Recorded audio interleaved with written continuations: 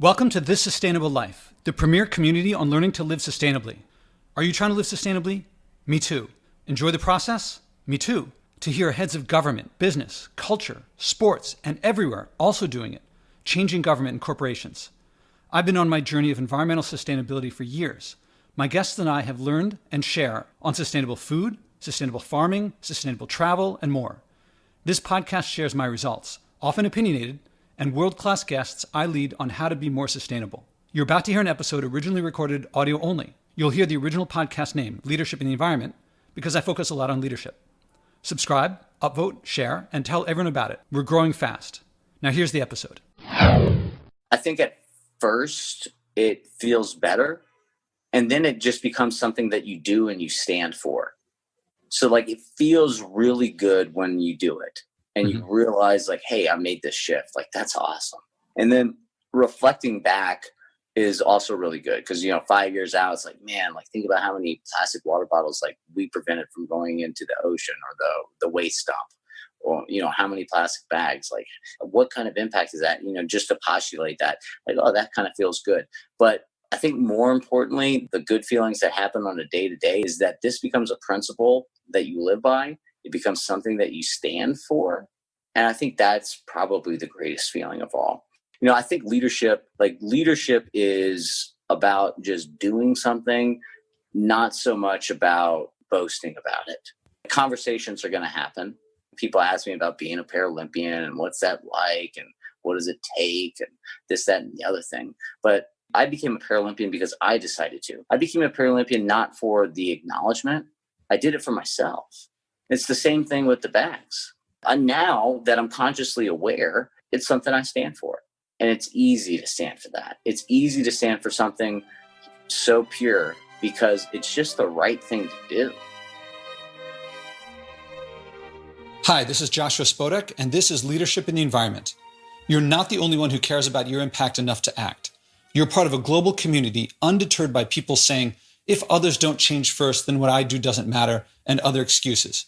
We've read the science. We can do this. This show is about personal responsibility, acting, and improving your life by your values. As guest after guest says, the challenge was hard, but thank you for getting me to do it. I wish I'd done it earlier. Listen on for leaders to inspire you, hear their struggles, and then act. Go to joshuaspodek.com/podcast to commit to a public, personal challenge of your own. You're not alone, and you don't have to wait for others.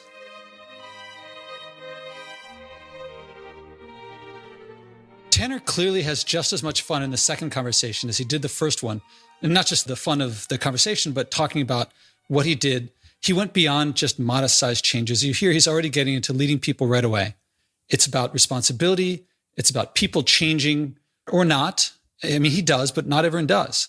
You get to hear about his fearlessness, living how he wants as a leader, independent of social norms. Yeah, independent of social norms, because you'll hear some of his anecdotes. And then you'll get to hear him talk about his mental process of how he takes responsibility and prefers taking responsibility. He prefers the accountability. That's the sign of a leader, one of the signs. He clearly likes the change. He likes taking up these things, making them his projects. He was waiting for the chances to do them. So it's really great to listen to someone who's got something on his mind that now this is just his chance to act on it. So here's Tanner.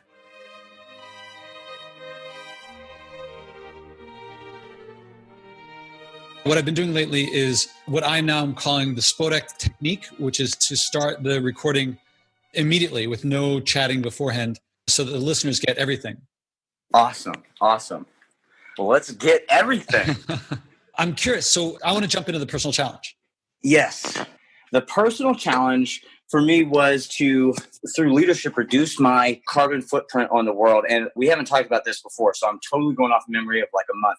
But is to be a leader in terms of reducing my carbon footprint, and the behavior that I am trying to change is to stop using plastic grocery bags and get reusable bags instead. On top of that, I committed to, as I live in an apartment complex here in Phoenix, that to reach out to my property manager and hopefully get the community involved to change, to create a cascade of people reducing their carbon footprint. So that was the challenge. Yeah, I would clarify that using less bags would be reducing pollution and litter, not necessarily carbon things. So, because I want to distinguish global warming from pollution and resource depletion. So these are all environment, but slightly different.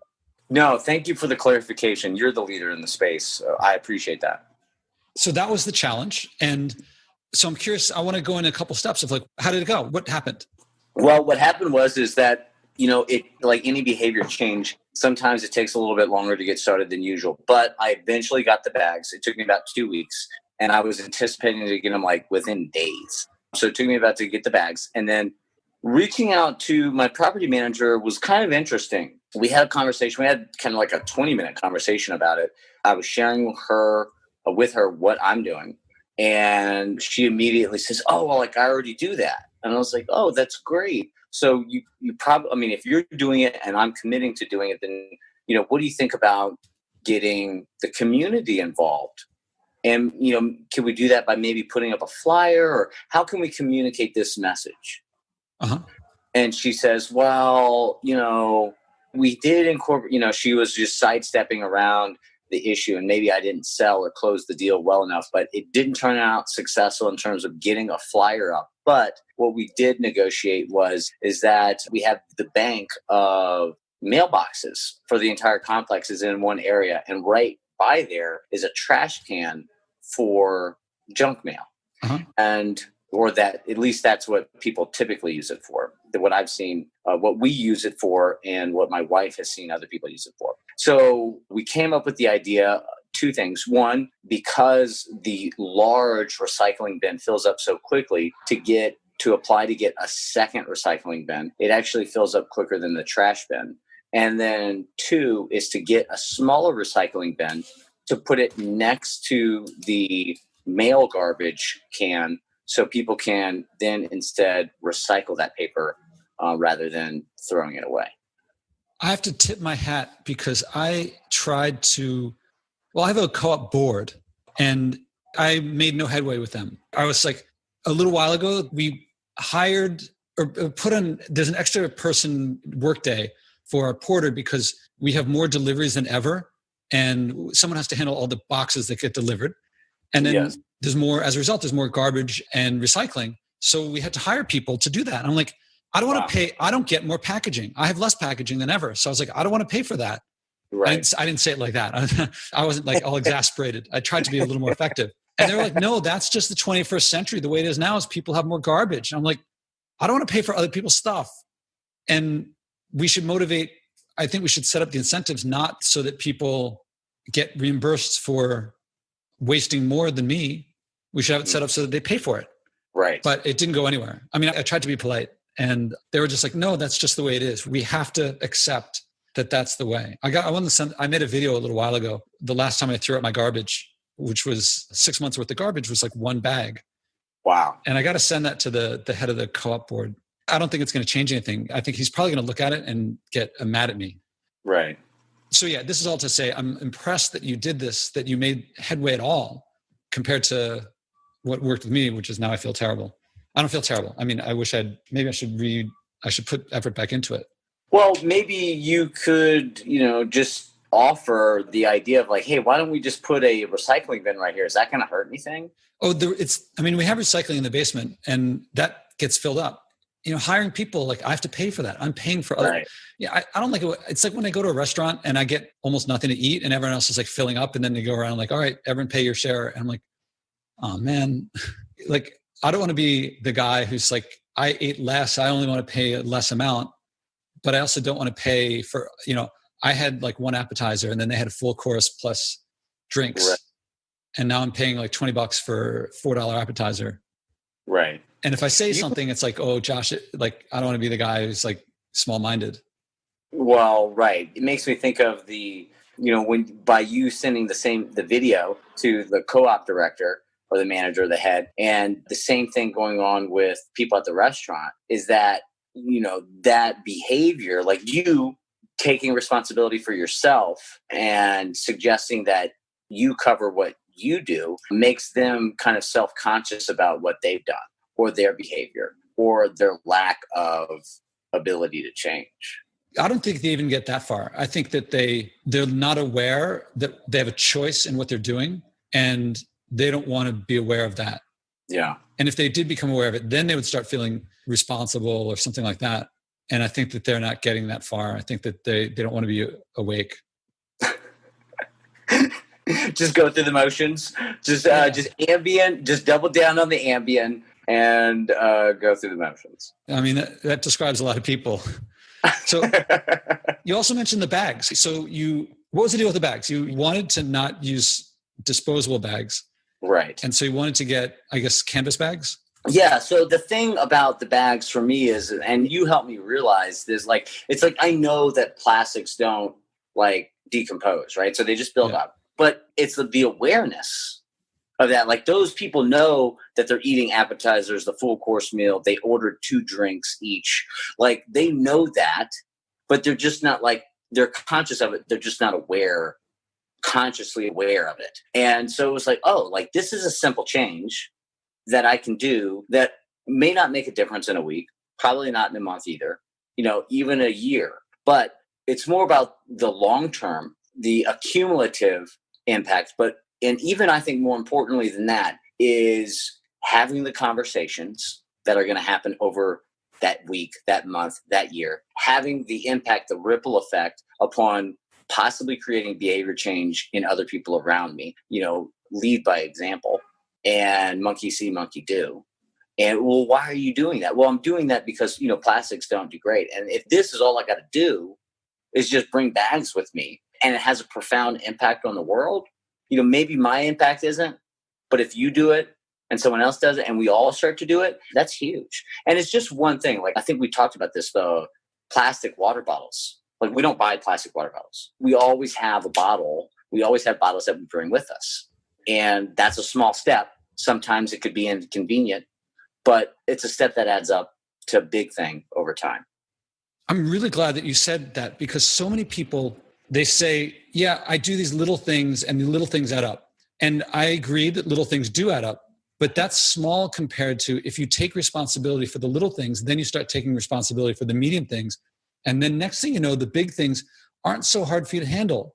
And the ripple effect that you described is really, that's a bigger thing, is that you start by changing your behavior and then other people start following. And I haven't had that many second interviews yet, but one of the big challenges that people are facing with the second interviews that I've had so far is other people. Yeah. When they think of themselves, they think, oh, yeah, I can handle this. Okay, some of them are not able to handle it, but the ones who are able to handle it, sometimes, like one guy was going to not do air conditioning. And then when his wife was, no, that's not going to happen. We're going to use air conditioning. And it's a cultural shift. That's what it means to change a cultural value, or to change, it's like the mental models, the beliefs that we have as a society.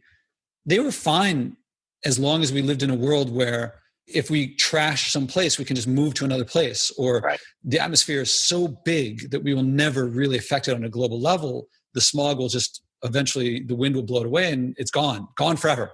And now that we have the population we do, and we're covering the planet as we do, it blows from one place to another place where also people are. I think people don't realize like the exponential returns that these small things have. Like, it makes me think about, this is kind of like a multi-layered thing that I'm going to try to dissect in the most concise and clear way possible, is that it makes me kind of think about obesity, right? And so just by me and my wife bringing water bottles everywhere, reusable water bottles everywhere, you might get the question that, oh, so you're healthy, like you like to stay healthy. And it's like, well, yes, but that's not what this water bottle is about. Like, drinking water is great, it promotes health and longevity, but this represents minimizing garbage and waste. This minimizes the damaging effects that plastic has on our environment. And then, to speaking to your thing about the small things, and then they're able to take on bigger things in the world, like people who are obese, when my wife, says, we're having a conversation, I'll say, well, are they overweight? Are they really heavy? Mm-hmm.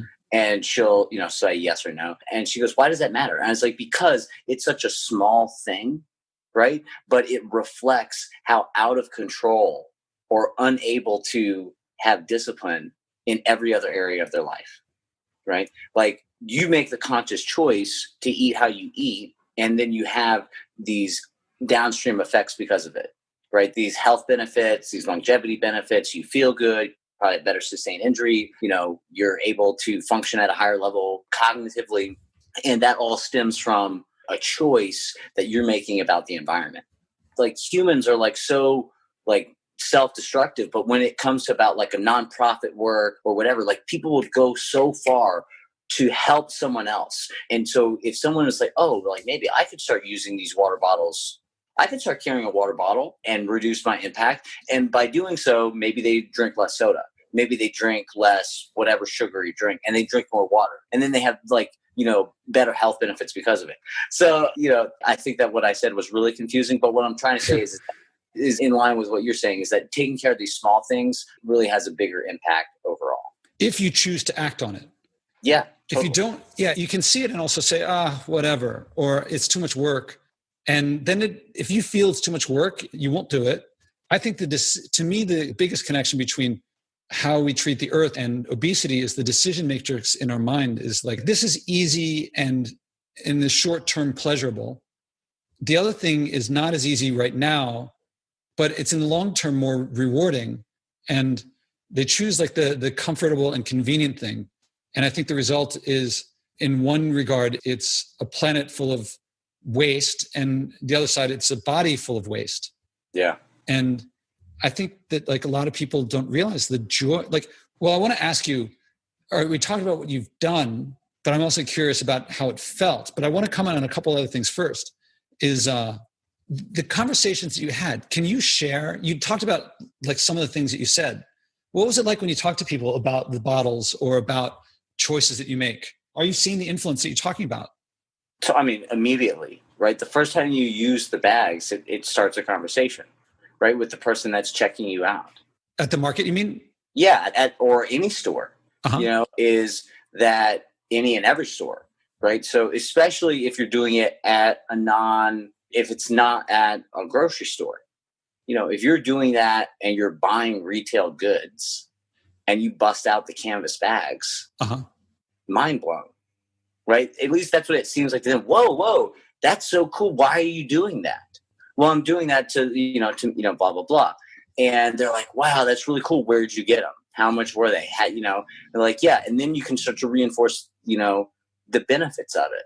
It's like, it's an easy thing to do, right? It's just something that you just start to do. It's like tying your shoes, right? Like we all got to put on our shoes, but just taking that extra step of tying the shoes, bringing the bags, makes a big difference. Was it hard at first, or did it get easier with time, or had you made that shift already?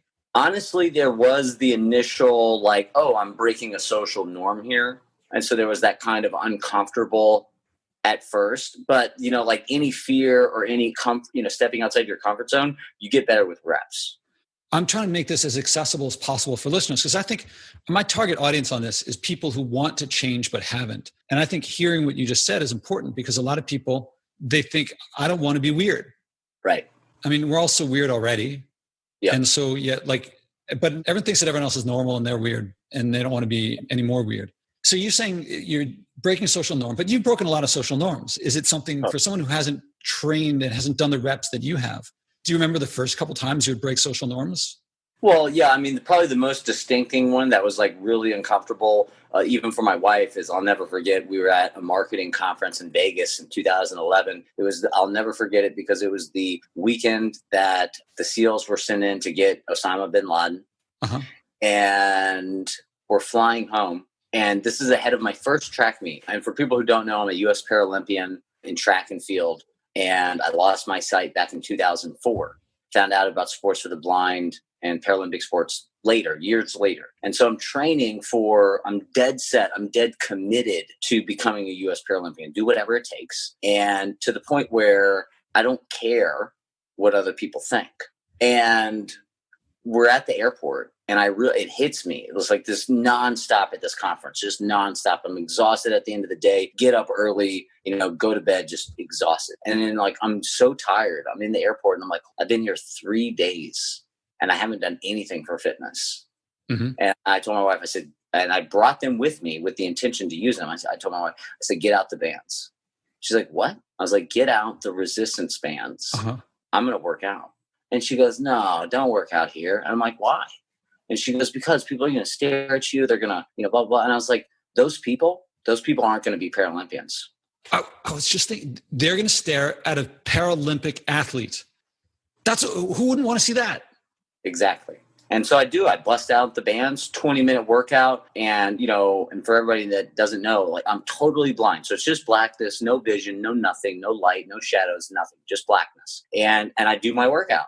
And, I get done. I tell Rosa, hey, I'm done. She comes and gets me. And she goes, oh my God, Tanner, so many people were looking at you. It was really uncomfortable. I was like, really? And she goes, yeah, one person even came up to me and said, what's his deal? What's he doing? And I told him, I said, he's going to be a Paralympian. And I said, see, that is the difference. When you've moved beyond the idea of caring about what other people think, where your mission, your purpose, your why, the reason why you're doing something is more important than what somebody else thinks or cares or says.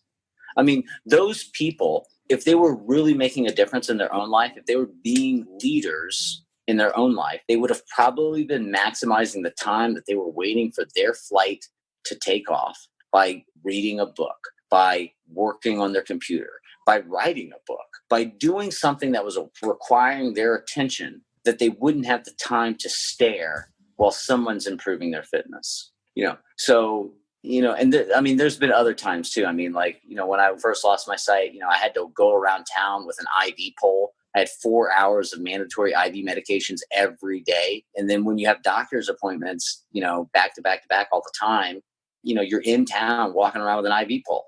And I remember, my mom and I went to this movie and I had my IV pole and I go to the person behind me. Now, I'm mad. A bag of bones. I go to the person behind me and I said, hey, is this okay? Is this going to block your vision? Is this okay if this stands here? Uh-huh. What are you going to say to somebody who has an IV pole? It's like, man, I'm just glad you're here. So, breaking social norms is something that a change agent does. It's something that a leader is not afraid to do. And again, it gets down to that why, that reason, the purpose being greater than what someone thinks, says, or believes. Because my friend says the quote all the time, like, people who aren't doing things or something, like, he goes something like, people who aren't doing things or aren't trying to accomplish things shouldn't get in the way of the people who are. So when you did the working out in the airport, was that the first, or had you developed the skill over time? Like, did you start with something huge and big, or did you build up to that from other things? Or, I mean, well, like I described the IV pole. Uh-huh. Like I'm wearing an eye patch right now. So I use that, a good chunk of my left forehead's an implant. My left cheek is an implant. I've got skin grafts over my left eye. I used to literally have bones sticking out of my face, and I would walk around town with no eye patch on. I would just walk around town like that. Uh-huh. And it took a while to get comfortable. I know that many places I go, people stare. I know that because my wife tells me all the time. I know that because of the situation in which I'm living in, the circumstance that, people are going to say things. People are going to think things. Sometimes it's behind the back. Sometimes they just come up and say it right straight to my face. And so, yeah, I have kind of built up a thicker skin with that regard, but it's human instinct. Like, like I just said, even though like all these things that I've done, like I was still kind of uncomfortable using the bags the first time because we don't want to be weird. But I know that you committed to not flying. So I'm walking through the airport not too long ago, thinking about people who are being weird. I'm walking through the airport, right? I've got the representative from the airport helping me from the ticket counter to the gate, right? We just walked through security, and some young girl, maybe late teens, early 20s, bumps into me hardcore. And she goes, oh my God, I'm so sorry. And I was like, it's okay. I've got my white cane out in front of me, like, anybody's paying attention, they saw me. And the sky cap says people on their cell phones. I was like, oh my God, just head down, chin to chest in the cell phone. Mm-hmm. And if we were doing that 10 years ago, 20 years ago, we'd be so weird, but that's okay. It's okay now. Imagine someone in 1985 walking through an airport and they're just not looking at anything. Instead they're reading the newspaper or they're reading a book.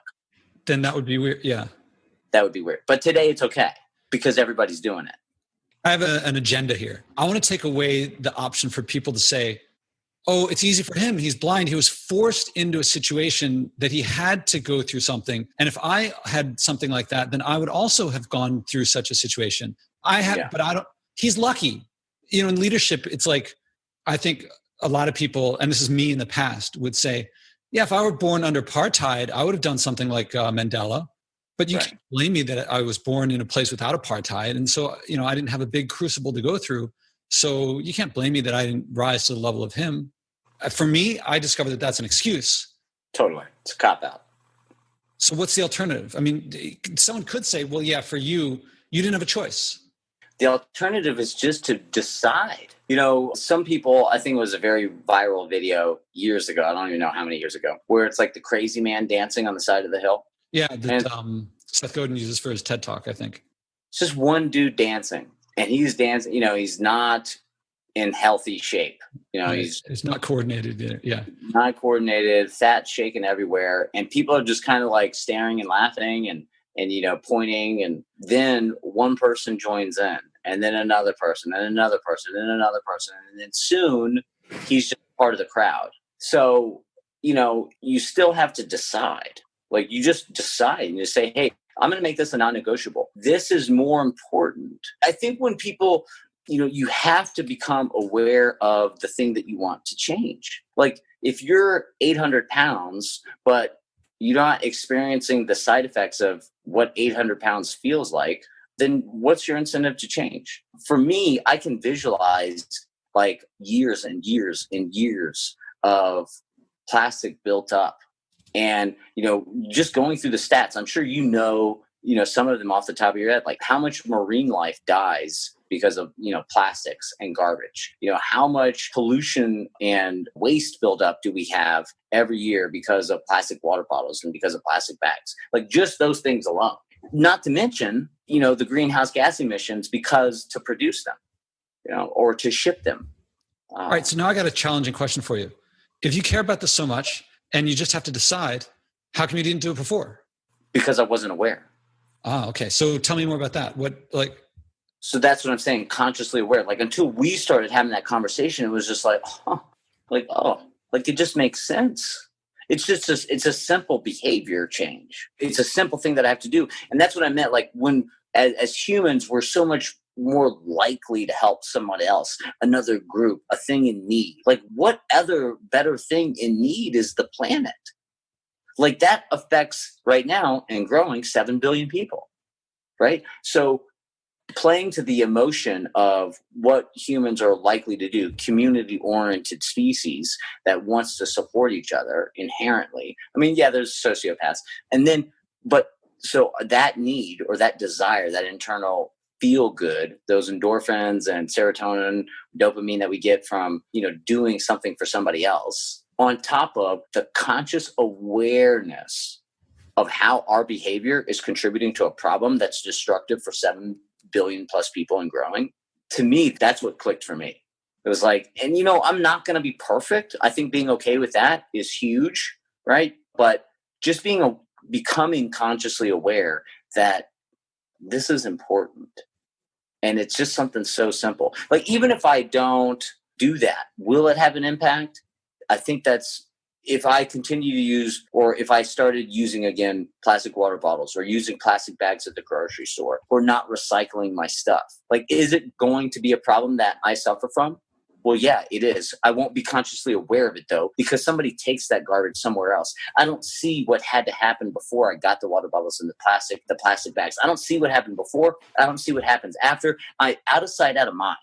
But when you think about, when you make yourself consciously aware of everything that happens before, everything that happens after, and all of that nastiness, how it affects our environment over time, and not just our environment, but the people that live within it. That was the switch for me. So that switch, like, if you didn't do it, you wouldn't lose. You just wouldn't be aware. Correct. I think some people might be worried. I keep saying some people. Like, I can think of myself, before I learned how much pollution a flight caused, I could have gone on the internet. I could have researched it. It's there, no problem. It kind of fell into my lap because I was watching a documentary and it was on there while I was on a flight. But I could have looked it up. But I didn't want to look it up because I kind of knew the answer was probably not what I wanted to hear, knowing that I wanted to keep traveling. Sure. And so I think a lot of people would rather not know. If they're listening to us right now, they do want to know, but they haven't acted on it, or they're looking to us for motivation or something like that. Is what you're getting, you definitely lose something. You got to carry bags around. You did have to go through, there's a cost, undeniably. You talk about the benefit, but the benefit could be worse than blissful ignorance. You've gone through it. And so I'm reading from you that you're glad you did it and there's no going back. What would you say to someone who's not sure if they want to find out, if they know the blissful ignorance? Yeah. I mean, stop living your life like an ostrich. It's something I call the ostrich effect. Like, just because you stick your head in the sand and, force yourself to not be aware or consciously aware of the destruction, the impact that's going on around you, doesn't mean that it's not happening, right? Like, pull your head out of the sand and make a difference. It's like, I'm making faces at you. It's funny, like, because it's audio. I'm like making like, what's the problem with, the same thing, like what you described or what we were talking about, double down on the ambient, like going through the motions, being asleep, you're alive, you're going through the motions, but you're sleepwalking. It's the ostrich effect. Like, just because people are saying, I'm sure you've heard of this, the world is flat, like that reemergence. Oh, people are kind of, it's like a trendy thing now. It's like, I guess you could stick your head in the sand and hear that the world is flat and not educate yourself on physics, not educate yourself on documented science, and live your life with a head in the sand. I mean, you could do that. You could totally do that. But why would you want to do that? I don't know. I don't get that. Feeling inspired? Do you like hearing others acting that you're not alone? Go to joshuaspodek.com/podcast to hear other interviews, but even more valuable, join the growing community of people who care enough to act, not just talk. Read the list of people who have taken on personal challenges and then commit to one yourself. Don't be surprised if you end up loving it, changing more, and finding people following you without you even trying. That's what happens when you improve your life by living by your values. How would you describe, what is the feeling that you have having made the shift? Is it accomplishment? Is it pride? Is it...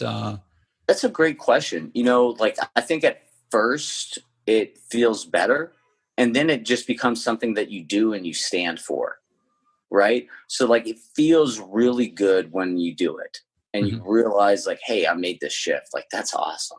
And then reflecting back is also really good because, 5 years out, it's like, man, like, think about how many plastic water bottles like we prevented from going into the ocean or the waste dump, or, how many plastic bags, like, what kind of impact is that, just to postulate that, like, oh, that kind of feels good. But I think more importantly, the good feelings that happen on a day-to-day is that this becomes a principle that you live by. It becomes something that you stand for. And I think that's probably the greatest feeling of all. I think leadership, and I would love to get your opinion on this, like, leadership is about just doing something, not so much about boasting about it, right? Like, conversations are going to happen.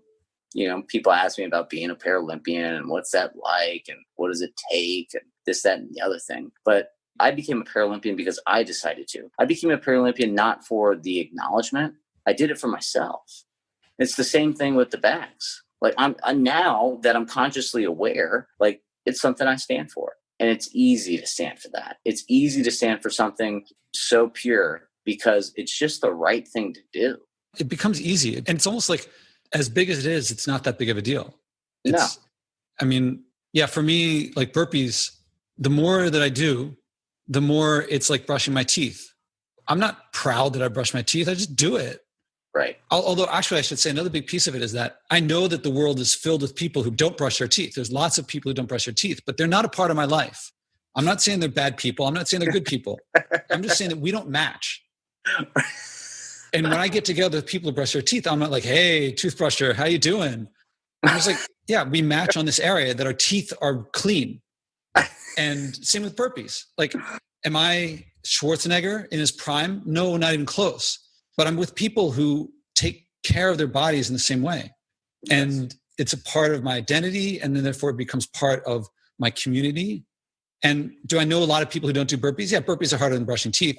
But increasingly, it's more like something I can connect with people on. And I like connecting with people on it. Which, Yeah. by the way, the thing in the airport, if you did burpees every day, which you could always do in your hotel room and stuff, but then you wouldn't have gone 3 days without.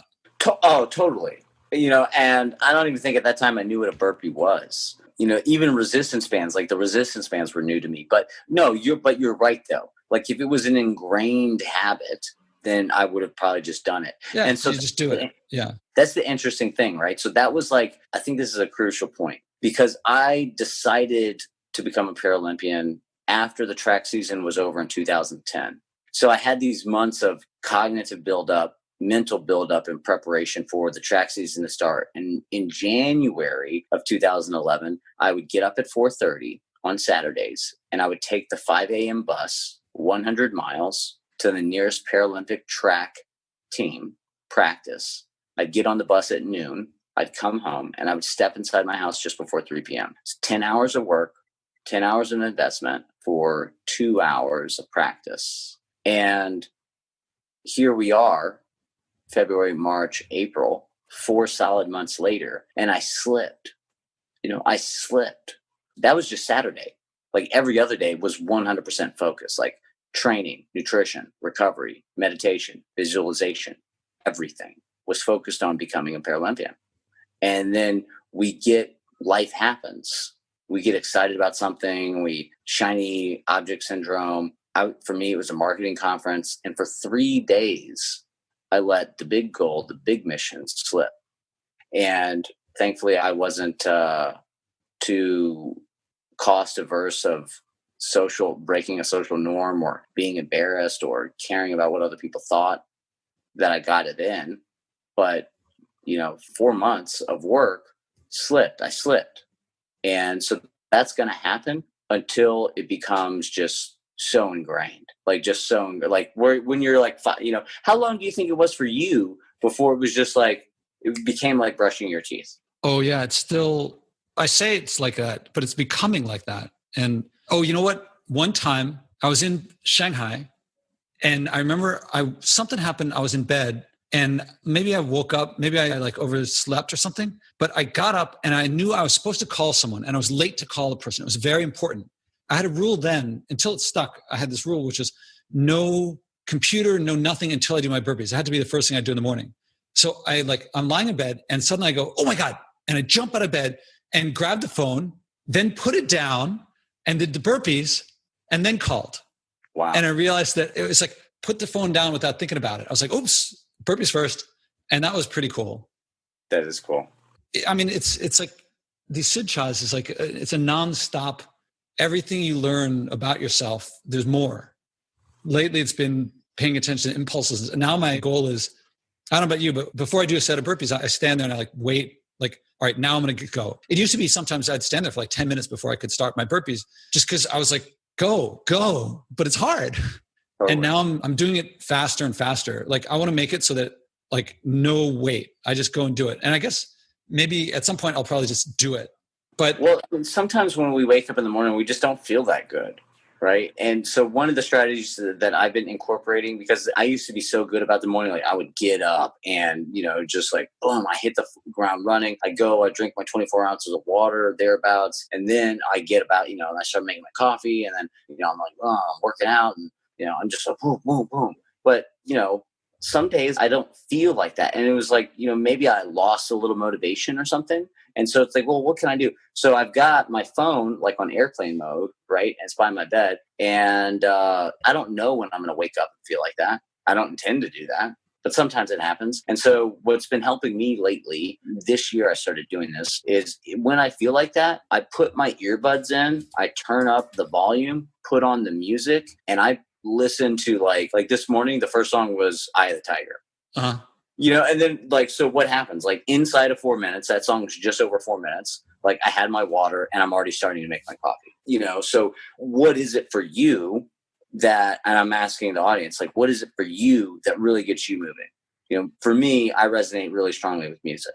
You might really resonate strongly with, whatever, with dance or yoga or, whatever that really motivates you and gets you going. Make sure that you got that at your disposal so that when you feel like crap, you can have something to get you going. Are you a meditator? Yes, in my way. because I have several Sid showers. I have the cold showers, I have the burpees, I have the writing on a blog, and I have the picking up a piece of trash every day.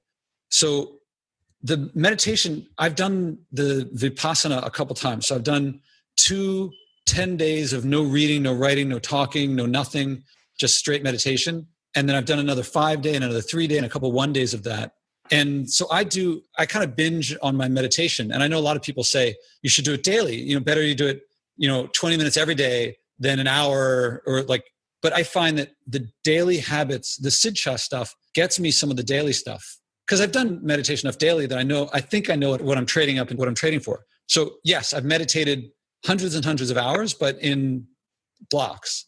And I think that the value of doing something every day, you also get doing other things every day.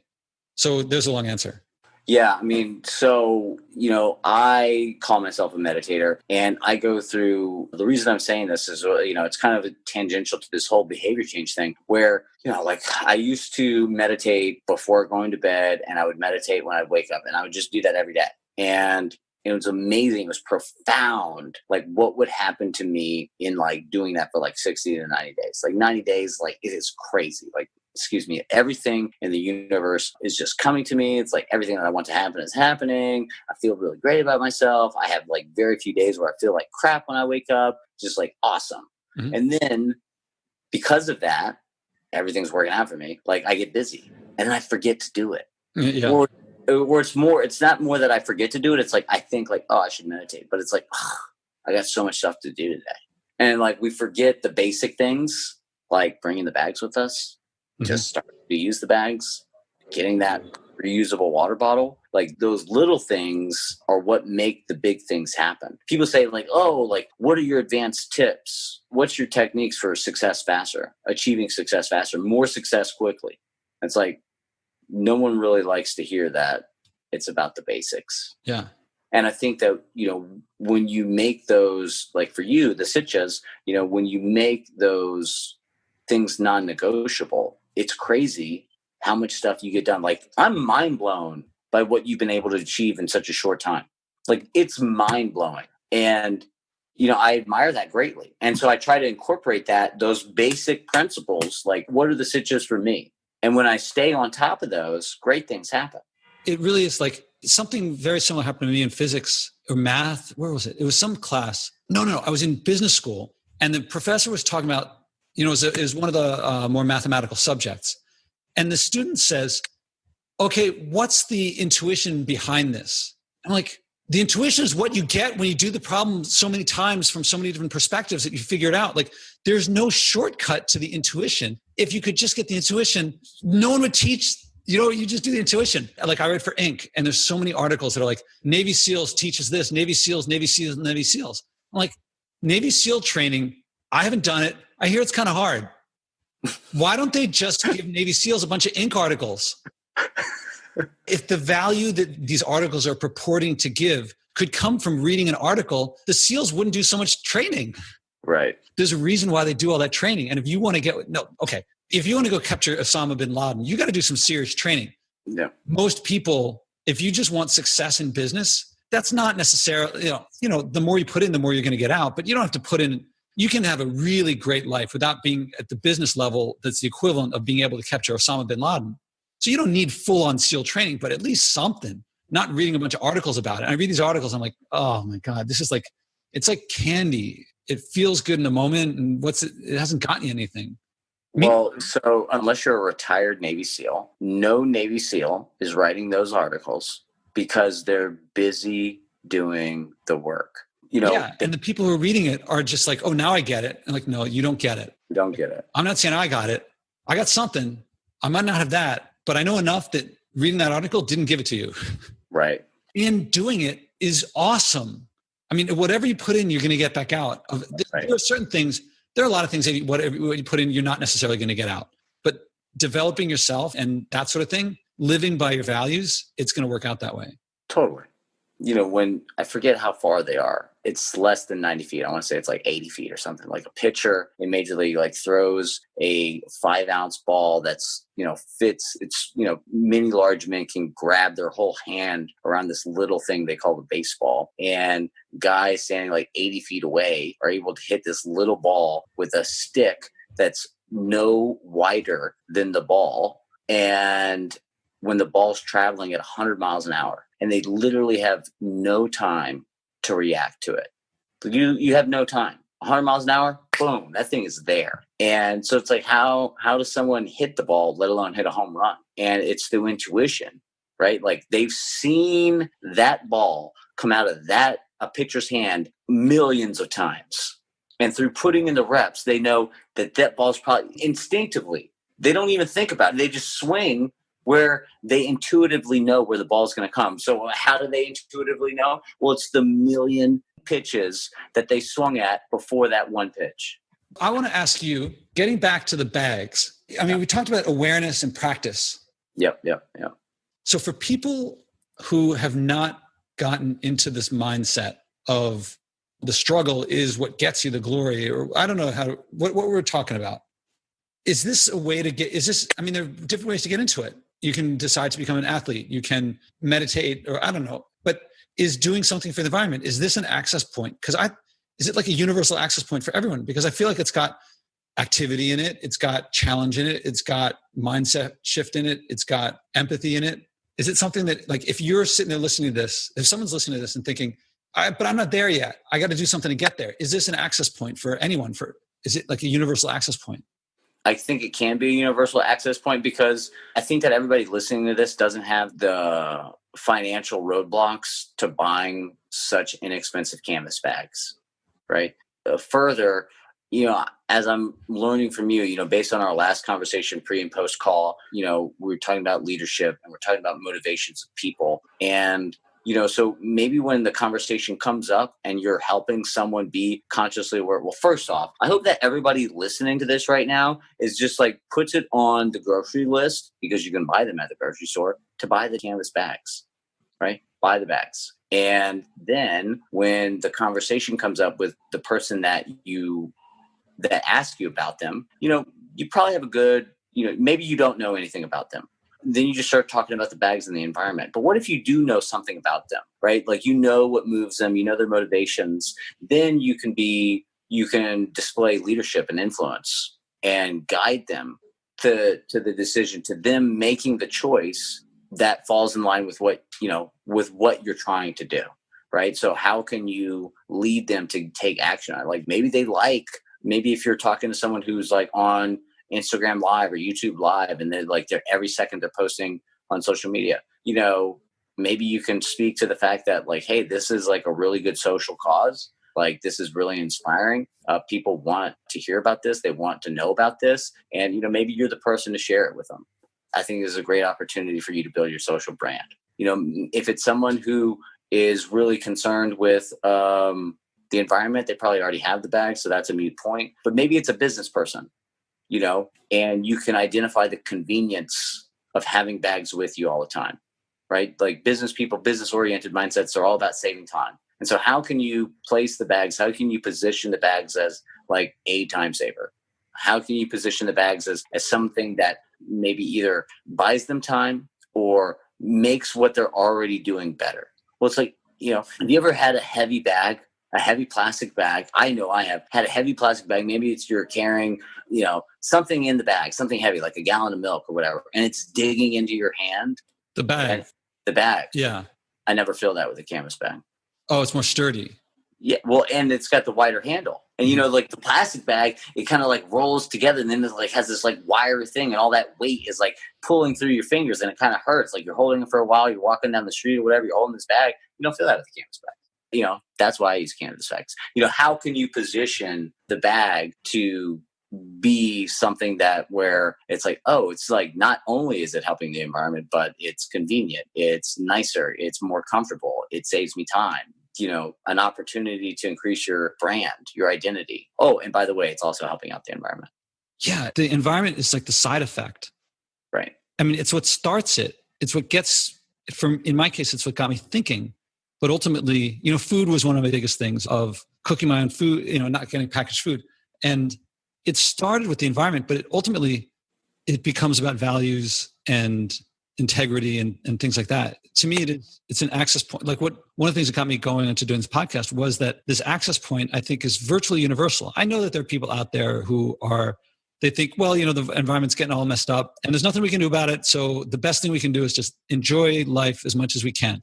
Now you're nodding your head no, because I feel like you do. Like that's not how I feel. But I know that there are people out there who feel that way. I'm not trying. This podcast is not for them.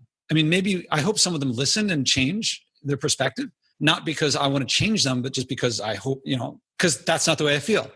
But this is for people who feel like I do want to do something and I haven't been able to come up with anything, or I haven't been able to do it. I haven't been able to act on it. And I hope that when they act on it, they realize that what they've held themselves back from is far greater than they ever expected. And that benefit of all the stuff that we're talking about, of that feeling and eventually, yes, it will become just not that big of a deal. You're not that proud of brushing. It's not like you're like, wow, those teeth, I really brushed them tonight. Nor will you be like, wow, I really, cleaned something up. You'll just be like, yeah, of course, that's what I do. Like now that I pick up a piece of trash every day, I notice more trash. You could say that makes my life worse because it means that I'm perceiving more garbage around the world, but I'm just perceiving it. Like you said, I'm becoming more aware of it, but that doesn't make it, not being aware of it just makes me not see it. It doesn't make it cleaner. Well, there's a lot of science too behind that. Like, you start looking for a car, or you want to buy a car, and then you're going to start seeing more of those cars. And it's more that like there's so much information that's coming through our eyes. Our brain can only process so much. And so when we have an awareness on something, or we become aware of something, then we're going to see it more because our brain is more attuned or focused to that frequency. It's filtering out other information instead. But the analogy that came to my mind when you were saying that is like, oh, like the earth can't like repair itself. It's like, no, like it's just like the human body, right? Like right now, the world has got a broken leg, and we're limping along and we're limping along and we're limping along. And unless we get the cast on that leg and we take time to fix the issue at hand, the other leg's going to go out, and then the hip's going to go out, and then we're going to be crawling. And then we're going to blow out our shoulders and our arms. The planet's going to blow out its shoulders and its arms from dragging itself across, dragging itself from day to day. And then we're just going to be crippled. We're going to be in the fetal position. The planet's going to be in the fetal position, crying for help, broken legs and hips and shoulders and arms. And then what are we going to do? We could still turn it around if we just decide to do it. The body is so amazing in healing itself. And I know that the planet is too. But we've got to give it what it needs to do that. And giving it what it needs is by stop burdening it with all the crap that we're throwing at it. All right. So now what's next? So now you're in this mindset and you're aware, you've done some action. And me asking you what's next, is that the first you're thinking about what's next, or have you already started thinking about what's next? No, I have started thinking about what's next. So, we're not that far away from buying a new vehicle. I was kind of hoping that the next time we would buy a new vehicle, that it would be an autonomous vehicle. I love. Oh, then you could drive. You Right. could be in the driver's seat. That's right. And I was thinking that would probably be like a Tesla or some other type of electric vehicle.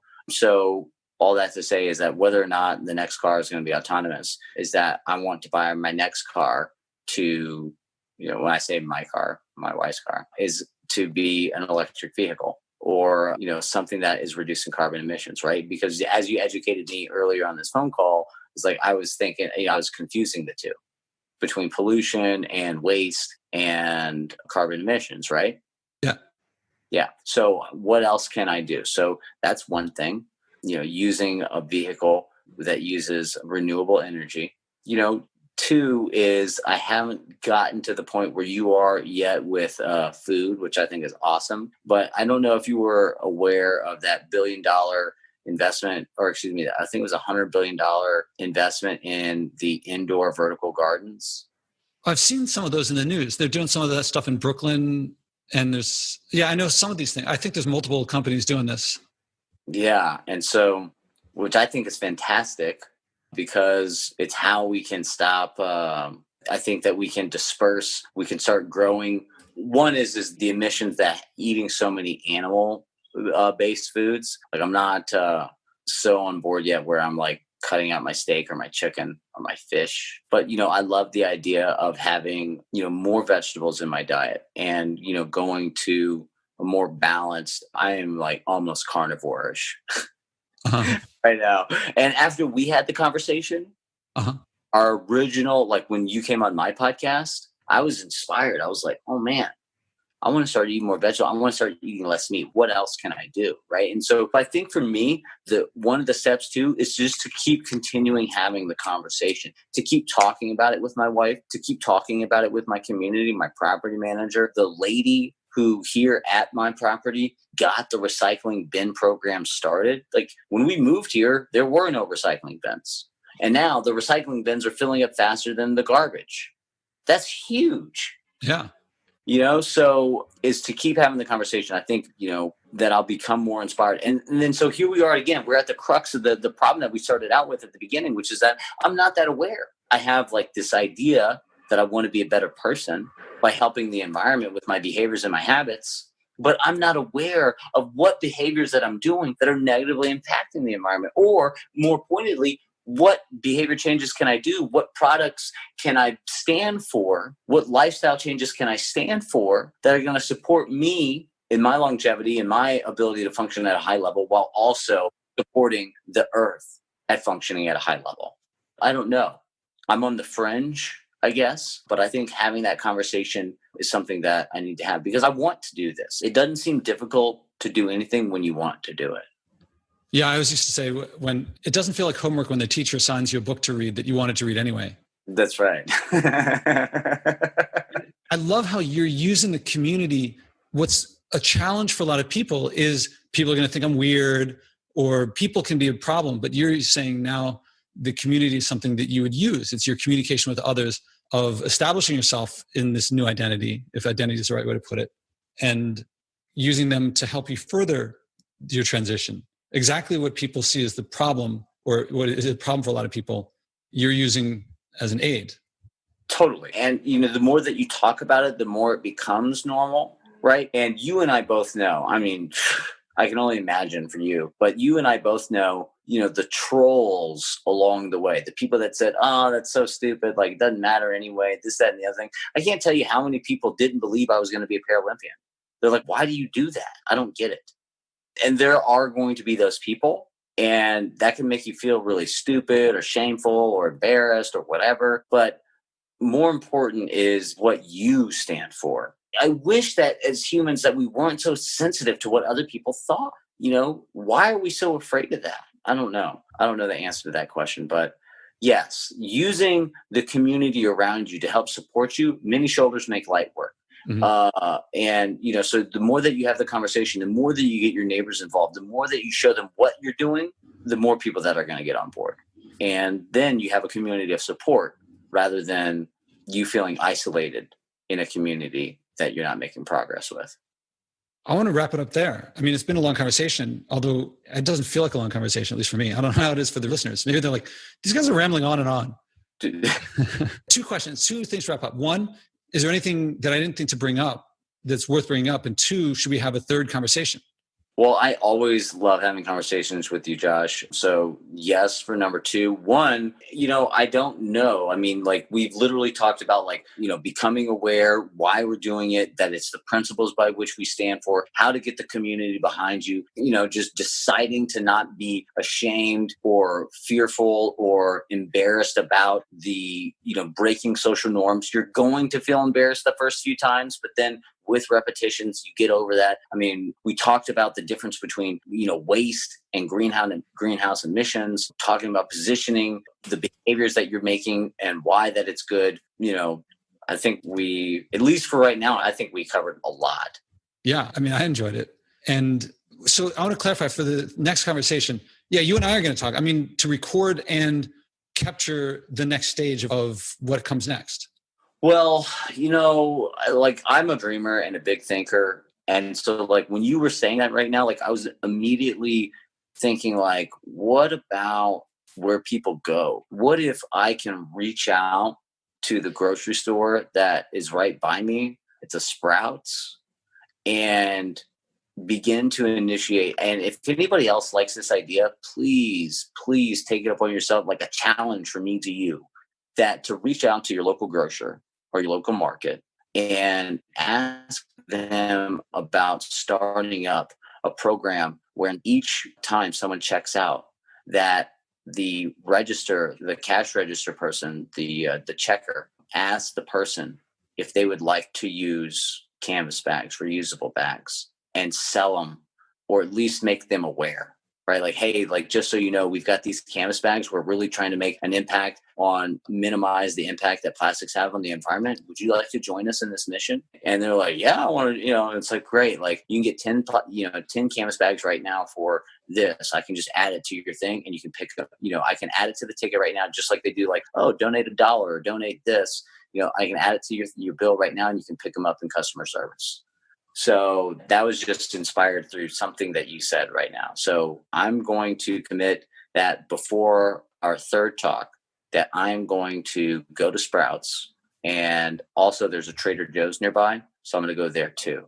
Double down and ask them if they'd be interested in participating. So I got to add to that if they have canvas bags at home, not to get new canvas bags, but to use the ones that they already have. Yes. Because I happen to live in a big apartment building, and in the recycling area downstairs, there's basically an infinite supply of plastic bags because people are always throwing theirs down there. And you can tell if something has not been used. So I happen to use plastic bags because I'm getting them from the recycling. Yes. And so it's before reusing, reduce, reuse, recycle. So reducing consumption, I think, is a priority over reusing something. Because I know that there's a lot of people, who get reusable coffee mugs over and over and over again. I don't know what happens to their old mugs, but they're constantly getting new ones. I'm like, what happened to the old one? They're like, I don't know, I lost it. I'm like, you're actually using more than you would if you're treating a big metal container as disposable. I think you're wasting more than if you just if you're disposing of it, you might as well dispose of the plastic. So you're stop treating it as disposable. You got to keep track of these things. So that is like the caveat that I feel like is important to put in front. Like, if you have canvas bags, don't get new ones. Use the old ones. Use them.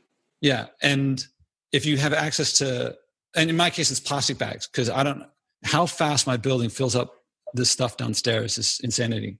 Okay. So that's your thing. So should we schedule another one? When are you going to be in New York City?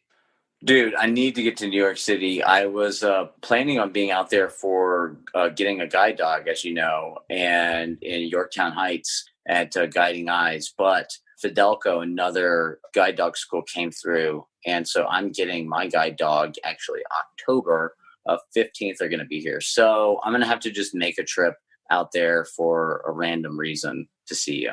Okay. I thought it was around now, and that could have been a time we could do a recording in person. So when's a good time? How long does it take for you to make the interaction with the stores? Let's see. I'm thinking, can we do 3 weeks? 3 weeks. Okay. So that's September 22nd. Yep. So same time? Same time, same place.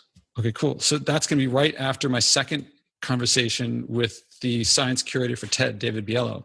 Nice. I'm going to get to hear. Yeah. Well, we'll see how that turns out to a TED Talk, but he's also got his personal challenge too. That's so cool. I've got my first TEDx talk on the 10th. So that's awesome. Oh, cool. So I'm going to hear about that. Yes, we all want to hear about that. I'm so grateful that you had me on 1 for the first time, 2 for the follow-up. And look, we're creating more awesomeness on the 3rd time, because this is what happens when you have the conversation and you challenge each other to do things. Yeah, this is why I made this. I think that there's going to be a lot of conversations like this. There's also conversations where people, I had one guy, it's like, woke up the next day, I was like, I'm not doing this. And oh, really? Yeah. And so wow. There's different people doing it. Everything means that different things for different people. And if I'm going to learn, I'm coming into this thinking, I wrote a book on leadership. I teach courses on leadership that the students really love. And I got a lot going for me, but I'm not like Dwight Eisenhower here. There's a lot of stuff I don't know. And so I'm learning a lot of things. Jeez, I would love to hear the backstory on that. I'll keep it as a teaser. It'll be Chase. So now's your motivation to listen to another episode and get another download after this is launched and help me boost up the ratings. You know it, brother. All right. So you're going to get the calendar invitation right after we hang up. And part of what I'm doing, I forget if you're one of the people I've gotten to yet, but I'm like starting the conversation as soon as we connect and then ending it so that everyone gets to hear everything. So it's my Spodek technique of no before and after secret talk that the audience doesn't get to hear. Oh man, because I was so going to talk to you about some leadership stuff. I wanted to share with you what I had decided on doing. So, I'm also really curious about the baseball stuff that we talked about before the previous conversation. Let's make that another call because I want to be true to the listeners. Yes. And then, but let's talk in like a week on that. Okay. All right, cool. Thank you for sharing. Thank you for being open about what's worked and what hasn't and how things have changed and not just superficial talk about really what's going on. Oh man, honesty is the best policy, and opening up and being vulnerable, regardless of whether it's good or bad or indifferent, that's something I stand for. Oh man, that's a whole other conversation that we'll have to get into another time. Yeah. Yeah. All right. Great talking to you. As always, looking forward to next time. Love you, man. Bye. Bye.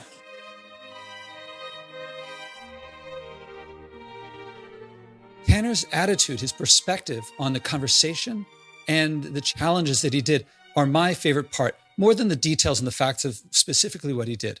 A few points that he brought up.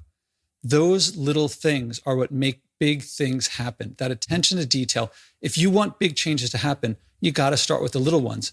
But when you do, put the attention to detail in those little things. Also, using your community. I've talked about that with several guests, that usually other people are one of the big challenges.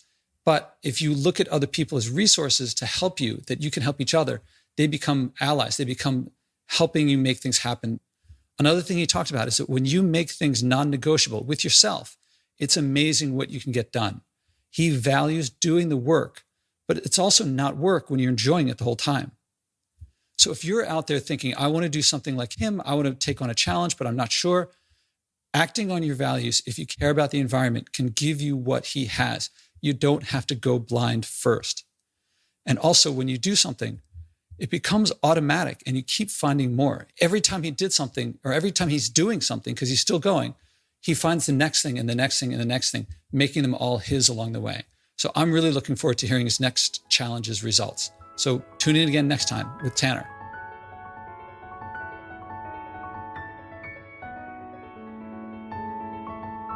Did you feel inspired too? Then act. Go to joshuaspodek.com/podcast and click to commit to your personal challenge so you can inspire others. Value means better and worse, and living by your values means living better by your values. You may struggle at first, but it's the hero's journey from living by others' values to living by yours. People say that little things add up. I won't argue against it, but what I find counts is acting. Doing something, anything, starts that mindset shift from the debilitating others should act first or making excuses to the empowering I can make a difference, and living by my values improves my life. I don't have to wait for others to act first. I'm looking for leaders, people who will bring what works here in this podcast to communities I haven't reached. Billions of people want to change their behavior. There's room for leadership, from personal leadership of just yourself to whatever scale you want. Start by acting and changing yourself. Go to joshuaspodek.com/podcast and commit to your personal challenge.